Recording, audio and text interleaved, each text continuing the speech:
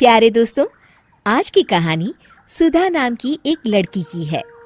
सुधा एक बहुत ही आलसी लड़की थी। घर के काम करना तो दूर, वो एक गिलास पानी के लिए भी अपनी माँ पर निर्भर थी।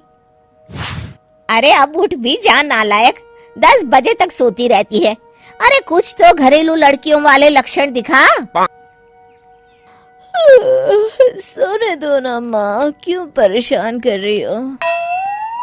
अरे भाग्यवान, क्यों मेरी बिटिया को तंग कर रही हो? सोने भी दो इसे।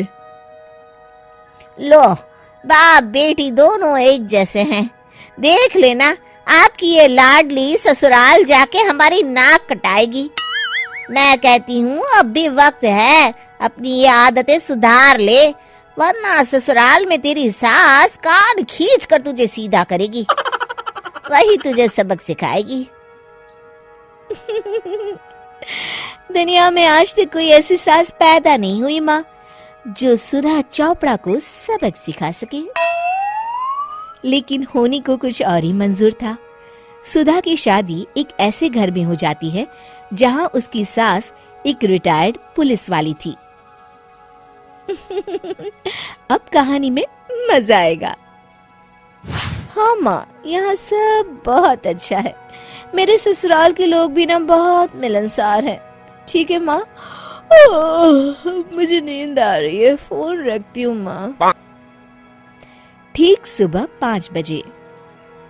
अरे जल्दी उठो भाग्यवान, वरना कयामत आ जाएगी। हैं? अरे क्या हुआ? कौन सी कयामत आ जाएगी? अरे मेरी माँ आ जाएगी। तुम नहीं जानती, इस घर में सिर्फ मेरी माँ का हुक्म चलता है। सबको सुबह 5 बजे बिस्तर छोड़कर हॉल में पहुंचना ही पड़ता है। अरे अब इंसान क्या अपनी नींद भी पूरी नहीं करेगा? यहाँ मजाक चल रहा है क्या? तभी वहाँ सुधा की सास आ जाती है। अटेंशन! मजाक तो तू समझ रही है बाबू, ये मेरा घर है और यहाँ हर किसी को डिसिप्लिन में रहना होगा। अटेंशन! अरे माँ जी, लेकिन इतनी सुबह कौन उठता है? कौन होता है मतलब? हम सभी उठते हैं, रोज उठते हैं, और अब से तुझे भी उठना पड़ेगा। आखिर मैं पुलिस वाली जो ठहरी। अटेंशन! अरे माँ जी, लेकिन अब तो आप रिटायर हो गई हो ना। तो क्या हुआ? शेर कितना भी बूढ़ा हो जाए, शिकार करना नहीं छोड़ता। उसी तरह हम पुलिस वाले रिटायर होने के बाद भी अपने अनुशासन में ही जीवन जीते हैं। चलो अब बेकार की बहस बंद करो और उठकर हॉल में चलो। अभी आधा घंटा तुम सबकी परेड चलेगी। अटेंशन! अरे मैं कोई परेड नहीं करने वाली। सुधा की सास अपनी बहू का ये बर्ताव देख झल्ला उठती है। गौर से देख, तू कहां और किसके सामने खड़ी है? यहाँ बात सिर्फ एक बार समझाई जाती है, बस। अटेंशन! इतना कहकर सुधा की सास चली जाती है। अपनी सास का ये रूप देखकर सुधा घबरा जाती है और जल्दी से उठकर बाहर चली जाती है। उस दिन से सुधा की जिंदगी बदल जाती है। हाय, थक गई मैं तो। ये घर है या जेल? कितना काम करना पड़ता है। लाइए दीदी, 2 रोटियां और दीजिए, मुझे बड़ी भूख लगी है। ठहर जा बहू, ये तू क्या कर रही है? मैंने सबके खाने का हिसाब तय कर रखा है। तुम 4 रोटी से ज्यादा नहीं खा सकती और ये मिर्च मसाला भी नहीं चलेगा। मेरी बहुएं एकदम फिट होनी चाहिए। अटेंशन!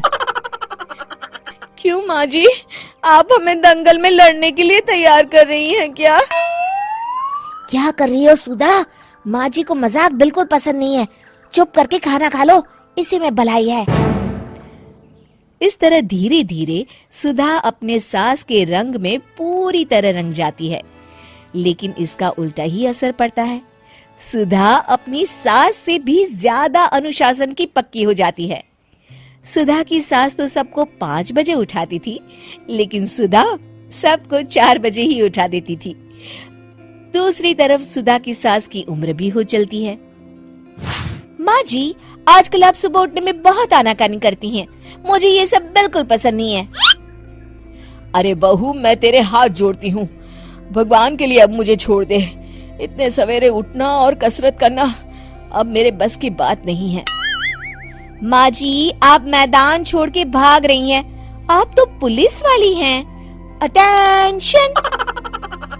अरे अब कहाँ की पुलिस वाली, अब तो मैं रिटायर हो चुकी हूँ। बस बहुत हो गया, अब तुम सब जैसे चाहे वैसे जिंदगी जियो और मुझे भी जीने दो। अपनी सास को गिड़गिड़ाते देख सुधा मन ही मन मुस्कुराती है। इस तरह उस दिन के बाद से सुधा के ससुराल वाले एक सामान्य जीवन जीने लगते हैं।